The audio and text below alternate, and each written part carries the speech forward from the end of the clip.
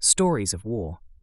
World War III, based on the song lyrics and poems of John Eaton. Here is The Lack of Love. The first time anyone saw him cry was the day he buried his mother.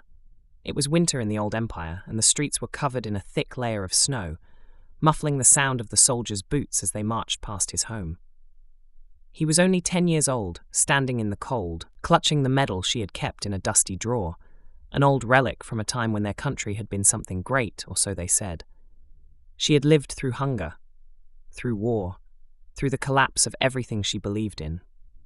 She told him stories of betrayal, of how their homeland had been torn apart, of how their people had been humiliated. She never spoke of forgiveness. When she died, the boy made a promise. He would restore what had been lost. By the time he was a man, the world had changed, but he never did. Europe had known war before. It had known fire and blood, and men who believed they could shape the world with fear. And yet, it had forgotten.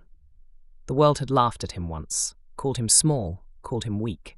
They thought he was just another politician, another man making empty threats. They did not see the boy standing in the snow, gripping his mother's medal, listening to the echoes of old victories. So when the first bombs fell, when the first cities burned, when the first families fled their homes in the dead of night, he did not feel guilt. He felt destiny. He told them it was justice, that it was history correcting itself, that they had forced his hand, that his people had been wronged, and this was the only way to make things right.